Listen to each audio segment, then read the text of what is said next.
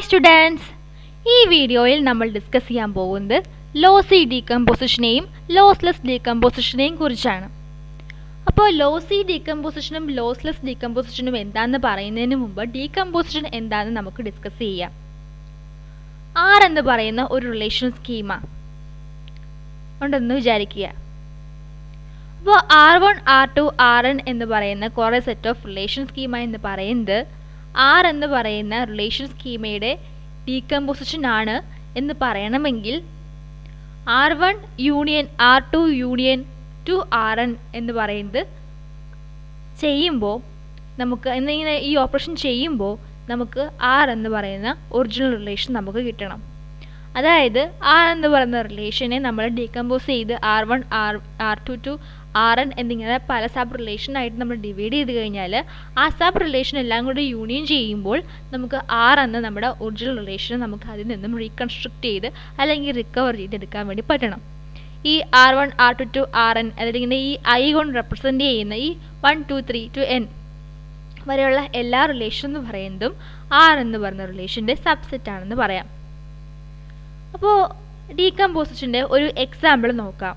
R എന്ന് പറയുന്ന relation, ആ റിലേഷൻ്റെ അകത്ത് എക്സ്, വൈ, ഇസഡ് എന്നിങ്ങനെ 3 ആട്രിബ്യൂട്ട്സ് ഉണ്ട്. R എന്ന് പറയുന്ന റിലേഷനെ ഞാൻ R1 എന്നും R2 എന്നും പറഞ്ഞ 2 റിലേഷനുകളായിട്ട് ഡിവൈഡ് ചെയ്തു.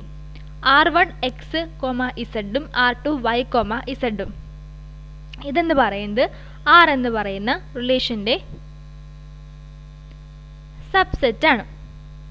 അതുപോലെ തന്നെ R1ഉം R2ഉം എന്ന് പറയുന്ന ഈ 2 റിലേഷൻ നമ്മൾ യൂണിയൻ ചെയ്യുമ്പോൾ R എന്ന് പറയുന്ന റിലേഷൻ നമുക്ക് കിട്ടും.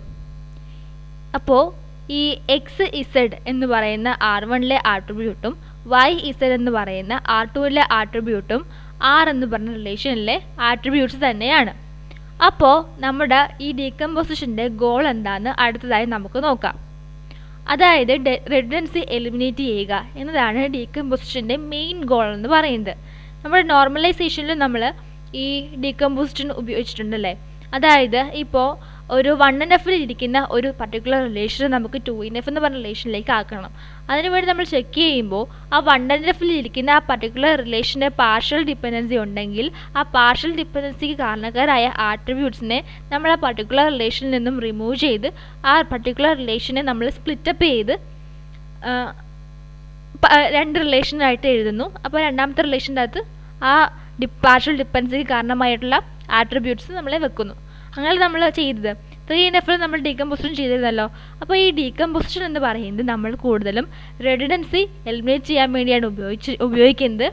ഹയർ നോർമൽ ഫോമിൽ സെവറൽ റിലേഷൻസ് ആയിട്ട് നമ്മളൊരു പർട്ടിക്കുലർ റിലേഷനെ ഡീകമ്പോസ് ചെയ്യാൻ വേണ്ടി നമ്മൾ ഈ ഡീകമ്പോസിഷൻ കൺസെപ്റ്റ് യൂസ് ചെയ്യാറുണ്ട്. അപ്പോൾ നമ്മൾ കൂടുതലും ഒരു റിലേഷൻ നമ്മൾ ഡീകമ്പോസ് ചെയ്തുകൊണ്ടിരുന്നു കഴിഞ്ഞാൽ ചിലപ്പോൾ അത് ഒരു ബാഡ് ഡിസൈനിലേക്ക് അത് ലീഡ് ചെയ്യാനുള്ള ചെയ്തെന്ന് വരാം. അപ്പോൾ അത് നമ്മളെപ്പോഴും ചെക്ക് ചെയ്യണം. അപ്പോൾ എന്താണ് ഡീകമ്പോസിഷൻ മൂലമുള്ള പ്രോബ്ലം എന്ന് പറയുന്നത്? അതായത് നമ്മൾ ഒരു പർട്ടിക്കുലർ റിലേഷനെ ഡീകമ്പോസ് ചെയ്ത് സബ് റിലേഷൻസ് ആക്കി മാറ്റി കഴിയുമ്പോൾ നമുക്ക് ചിലപ്പം ആ പർട്ടിക്കുലർ റിലേഷനെ റീകൺസ്ട്രക്റ്റ് ചെയ്ത് ഒറിജിനൽ റിലേഷൻ്റെ ഫോമിലേക്ക് എത്താൻ പറ്റാതെ വരും. അപ്പോൾ ഇങ്ങനെ വന്ന കേസിൽ നമുക്ക് എന്തെന്ന് പറയാം? ഇൻഫർമേഷൻ ഇവിടെ ലോസായി. ഒരു പർട്ടിക്കുലർ റിലേഷൻ നമ്മൾ ഡീകമ്പോസ് ചെയ്ത് കഴിഞ്ഞ് പിന്നെ നമ്മളത് റീകൺസ്ട്രക്ട് ചെയ്ത് ഒറിജിനൽ റിലേഷൻ്റെ ഫോമിലേക്ക് മാറ്റാൻ ശ്രമിച്ചപ്പോൾ അവിടെ ഇൻഫർമേഷൻ ലോസ് ആയെന്ന് നമുക്ക് ഇവിടെ പറയാൻ പറ്റും. അപ്പോൾ നമുക്ക് ഇവിടെ ഒരു എക്സാമ്പിൾ കൊണ്ട് നമുക്ക് ഡിസ്കസ് ചെയ്യാം. R എന്ന് പറയുന്ന റിലേഷൻ, ഇവിടെ മോഡൽ നെയിം, പ്രൈസ്, കാറ്റഗറി എന്നിങ്ങനെ 3 ആട്രിബ്യൂട്ട്സ് ഉള്ള R എന്ന് പറയുന്ന റിലേഷനാണ്. അപ്പോൾ ഞാൻ ഇതിനെ 2 റിലേഷനുകളായിട്ട് ഡീകമ്പോസ് ചെയ്തു. R1 എന്നും R2 എന്നും പറയുന്ന 2 റിലേഷൻ. അപ്പോൾ ഈ 2 റിലേഷനിലെയും ആട്രിബ്യൂട്ട്സ് R1 റിലേഷനിലുള്ള മോഡൽ നെയിമും കാറ്റഗറി എന്ന് പറയുന്നത് R എന്ന് പറയുന്ന റിലേഷനിലുള്ള ആട്രിബ്യൂട്ട്സ് ആണ്. പ്രൈസ്, കാറ്റഗറി എന്ന് പറയുന്ന R2ലെ റിലേഷനിലെ ആട്രിബ്യൂട്ട്സ് എന്ന് പറയുന്നത് R എന്ന് പറയുന്ന റിലേഷനിലുള്ള പ്രൈസും കാറ്റഗറീസും ആണ്. ഇനി ഈ R1ഉം R2 എന്ന് പറഞ്ഞ 2 റിലേഷൻ തമ്മിൽ കണക്ട് ചെയ്യാൻ വേണ്ടി കോമൺ ആയിട്ട് ഒരു ആട്രിബ്യൂട്ട് ഉണ്ട്. അതാണ് കാറ്റഗറി എന്ന് പറയുന്നത്. അപ്പോൾ ഈ R1 യൂണിയൻ R2 ചെയ്യുമ്പം എന്ത് കിട്ടും? A11 എന്ന മോഡൽ നെയിമിൻ്റെ കാറ്റഗറി കാനോൻ ആണെങ്കിൽ അതിൻ്റെ പ്രൈസ് എന്താണെന്ന് ഇവിടെ ചെക്ക് ചെയ്യുമ്പോൾ എന്ത് കിട്ടും? കാനോൻ്റെ പ്രൈസ് 100 എന്ന് പറയുന്ന ഈ വാല്യൂ കിട്ടും. പിന്നെ നോക്കും A11 കാനോൺ ആണ്, ഇവിടെ വേറെയുണ്ട് കാനോണിൻ്റെ വാല്യൂ 150 എന്ന് പ്രൈസ് ആയിട്ട് നമുക്ക് ലഭിക്കും. ഇനി S20 നിക്കോൺ, ഒരു നിക്കോൺ കാറ്റഗറി ആണെങ്കിൽ പ്രൈസ് 200 ആണെന്ന് ഇവിടെ ഉണ്ട്. A70 കാനോൺ എന്ന് പറയുമ്പം കാനോൺ കാറ്റഗറി ആണെങ്കിൽ പ്രൈസ് 100. A70 കാനോൺ കാറ്റഗറി ആണെങ്കിൽ പ്രൈസ് 150 എന്നിങ്ങനെ വാല്യൂസ് കിട്ടി. പക്ഷേ ഒരു പ്രശ്നം വെച്ചാൽ A11 മോഡൽ നെയിമാണ്, കാനോൺ കാറ്റഗറി ആണെങ്കിൽ കാനോൺ 100 ആണ് എന്ന് പറയുന്ന ഈ ടുപ്പിള് ഈ ഒറിജിനൽ റിലേഷനിലുണ്ട്. ഇനി അതുപോലെ A11 മോഡൽ നെയിമാണ്, കാനോൺ കാറ്റഗറിയാണ്, കാറ്റഗറി കാനോൺ ആകുമ്പോഴുള്ള പ്രൈസ് 150 എന്ന് പറയുന്ന ആ ടുപ്പിളും ഇത് ജോയിൻ ചെയ്യുമ്പോൾ ക്രിയേറ്റ് ചെയ്യും. പക്ഷേ ആ ടുപ്പിൾ എന്ന് പറയുന്നത് ഇവിടെ ഇല്ല. A11 150 കാനോൺ എന്ന് പറയുന്ന ടുപ്പിൾ അല്ലെങ്കിൽ റോ ഇവിടെ ഇല്ല. S20 നിക്കോൺ എൻ്റെ കാറ്റഗറി 200 ആണ് പ്രൈസ് എന്ന് പറയുന്ന ടുപ്പിൾ ഇവിടെ ഉണ്ട്. A70 കാനോൺ ആണെങ്കിൽ പ്രൈസ് 100 എന്ന് പറയുന്ന ടുപ്പിൾ ഇവിടെ ഇല്ല. A70 കാനോൺ പ്രൈസ് 150 എന്ന് പറയുന്ന ടുപ്പിൾ ഈ R എന്ന് പറയുന്ന റിലേഷനിലുണ്ട്. അപ്പോൾ നമുക്ക് എന്ത് പറയാം, നമ്മൾ R1 യൂണിയൻ R2 ചെയ്തപ്പോൾ 2 ടുപ്പിൾസ് ഉണ്ട്. ആ ടുപ്പിൾസ് ഈ റെഡ് കളറിൽ മാർക്ക് ചെയ്തിരിക്കുന്ന ഈ 2 ടുപ്പിൾസും ഒറിജിനൽ ആയിട്ടുള്ള റിലേഷനിൽ ഇല്ല എന്ന് നമുക്ക് മനസ്സിലായി. അപ്പോൾ എന്താ മനസ്സിലായത്, ഒറിജിനൽ ടുപ്പിൾസും കൂടാതെ അഡീഷണൽ ആയിട്ടുള്ള കുറച്ച് ടുപ്പിൾസും കൂടെ നമ്മൾ ഡീകമ്പോസ് ചെയ്ത റിലേഷനെ പിന്നെ നമ്മൾ ഒറിജിനൽ റിലേഷനിലേക്ക് റിക്കവർ ചെയ്തപ്പോൾ നമുക്ക് കിട്ടി. അപ്പം കൂടുതൽ ടുപ്പിൾസ് കിട്ടിയെന്ന് പറഞ്ഞാൽ അതിനർത്ഥം ലെസ് ഇൻഫർമേഷനിലേക്ക് ഇത് ലീഡ് ചെയ്തു എന്നാണ്, അതായത് ഇൻഫർമേഷൻ ലോസ് ആയി എന്നതാണ്. അപ്പോൾ ഇങ്ങനെ ഇൻഫർമേഷൻസ് ലോസ് ആയതുകൊണ്ട് നമുക്ക് എന്തെന്ന് പറയാം, ഇതിനെ ലോസി ഡീകമ്പോസിഷൻ അല്ലെങ്കിൽ ലോസി ജോയിൻ ഡീകമ്പോസിഷൻ എന്ന് നമുക്കിതിനെ വിളിക്കാം. വേറൊരു എക്സാമ്പിൾ കൺസിഡർ ചെയ്യാം. എംപ്ലോയി, പ്രോജക്റ്റ്, ബ്രാഞ്ച് എന്നിങ്ങനെ ആട്രിബ്യൂട്ടുള്ള ഒരു റിലേഷനാണിത്. ഇവിടെ ഫങ്ഷണൽ ഡിപ്പെൻഡൻസി ആയിട്ട് 2 എണ്ണം കൊടുത്തിട്ടുണ്ട്. അതായത് എംപ്ലോയി ബ്രാഞ്ചിനെ ഡിറ്റർമൈൻ ചെയ്യുന്നു, പ്രൊജക്റ്റ് ബ്രാഞ്ചിനെ ഡിറ്റർമൈൻ ചെയ്യുന്നു. ഇതിനെ വേറെ രീതി പറയാമല്ലോ, branch is functionally dependent to employee, branch is functionally dependent to project എന്നും പറയാമല്ലോ. അതായത് എംപ്ലോയിയുടെ നെയിം ബ്രൗൺ ആണെങ്കിൽ ബ്രാഞ്ച് എപ്പോഴും എന്തായിരിക്കും, LA ആയിരിക്കും.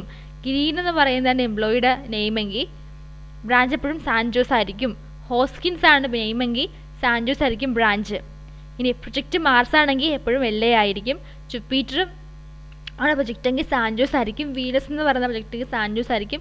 സാറ്റേൺ എന്ന് പറഞ്ഞ പ്രൊജക്റ്റ് ആണെങ്കിൽ സാൻജോസ് ആയിരിക്കും. ഇവിടെ കണ്ടോ, വീനോസ് ഇവിടെയും സാൻജോസ് ഇവിടെയും സാൻജോസ്.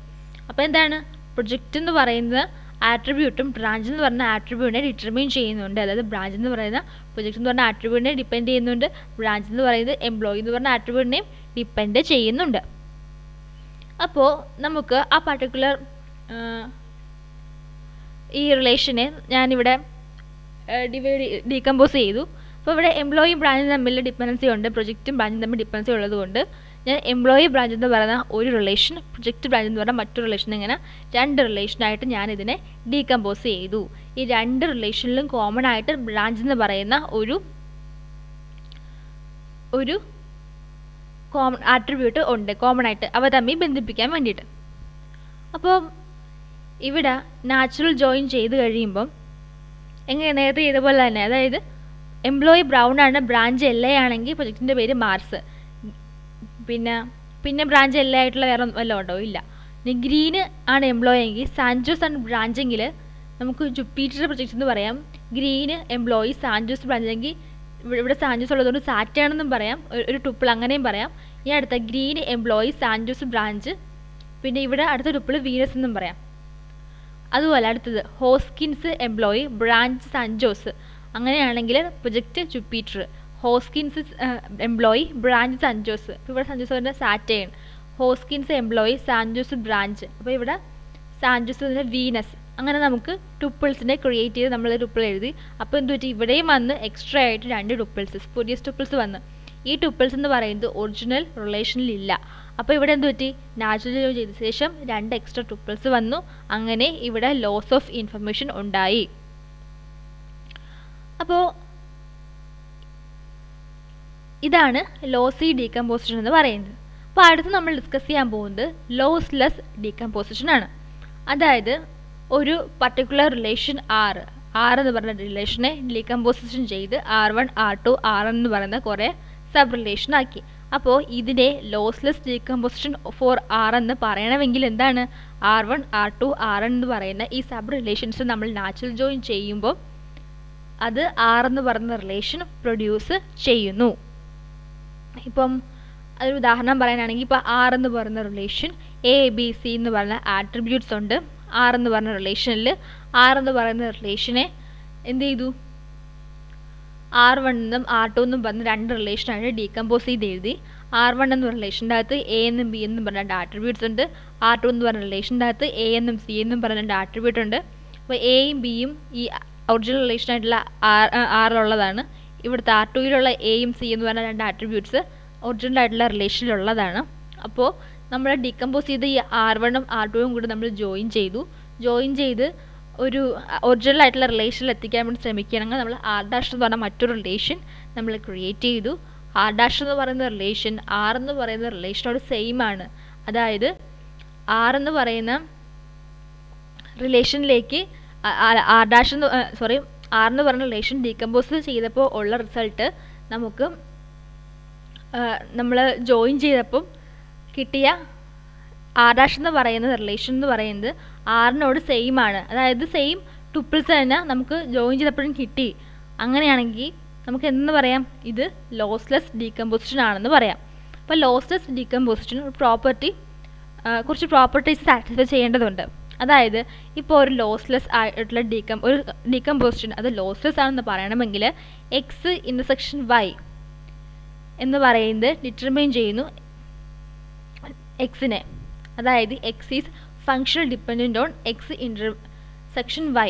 അതായത് എന്താണ്, എക്സിനും വൈക്കും കോമൺ ആയിട്ടുള്ള എല്ലാ ആട്രിബ്യൂട്ട്സും ഫങ്ഷൻ ഡിറ്റർമൈൻ ചെയ്യുന്നു എക്സിലുള്ള എല്ലാ ആട്രിബ്യൂട്ട്സിനെയും. പിന്നെ എന്ത് പറയാം, X intersection Y determines Y. അതായത് Y is functional dependent on X intersection Y. ഇതെങ്ങനെ പറയാം, എക്സിനും വൈയിലും കോമൺ ആയിട്ടുള്ള എല്ലാ ആട്രിബ്യൂട്ട്സും ഫങ്ഷൻ ഡിറ്റർമൈൻ ചെയ്യുന്നു വൈ എന്ന് പറയുന്ന വൈയിലുള്ള എല്ലാ ആട്രിബ്യൂട്ട്സിനെയും. മറ്റൊരു രീതി പറയുകയാണെങ്കിൽ എക്സ് ഇൻ്റർസെക്ഷൻ വൈ എന്ന് പറയുന്നത് എക്സിൻ്റെയോ വൈയുടെയോ ഒരു സൂപ്പർ കീ ആയിട്ട് ഫോം ചെയ്യുന്നു. അപ്പം അങ്ങനെയാണെങ്കിൽ ആറിൻ്റെ ഡീകമ്പോസിഷൻ നമുക്ക് ലോസ്ലെസ് ഡീകമ്പോസിഷൻ എന്ന് വിളിക്കാം. അപ്പോൾ അടുത്ത് നമ്മൾ ഈ ലോസ്ലെസ് ഡീകമ്പോസിഷന് ഒരു എക്സാമ്പിൾ ഡിസ്കസ് ചെയ്യാം. ഈ ലോസ്ലെസ് ഡീകമ്പോസിഷന് നമുക്ക് ലോസ്ലെസ് ജോയിൻ ഡീകമ്പോസിഷൻ എന്നും വിളിക്കാം, നോൺ അഡിറ്റീവ് ഡീകമ്പോസിഷൻ എന്നും വിളിക്കാം. അപ്പോൾ ഒരു എക്സാമ്പിൾ നോക്കാം. ഒരു സ്റ്റുഡൻറ്റ് എന്ന് പറയുന്ന ഒരു ടേബിൾ ആണെന്ന് വിചാരിക്കുക. Roll number, S name, department name എന്നിങ്ങനെ 3 ആട്രിബ്യൂട്ട്സ് ഉള്ള ഒരു ടേബിൾ. അപ്പോൾ ഇവിടെ ഞാൻ ഈ റിലേഷൻ അല്ലെങ്കിൽ ഈ ടേബിളിനെ രണ്ടായിട്ട് ഡീകമ്പോസ് ചെയ്തു. എസ് നെയിം എന്ന് പറഞ്ഞ ഒരു റിലേഷൻ, ഡിപ്പാർട്ട്മെൻറ്റ് നെയിം എന്ന് പറഞ്ഞ മറ്റൊരു റിലേഷൻ. അപ്പോൾ ഇവിടെ എസ് നെയിം എന്ന് പറയുന്ന ഈ റിലേഷൻ്റെ അകത്ത് റോൾ നമ്പറും എസ് നെയിം എന്നും പറയുന്ന 2 ആട്രിബ്യൂട്ട് ഉണ്ട്.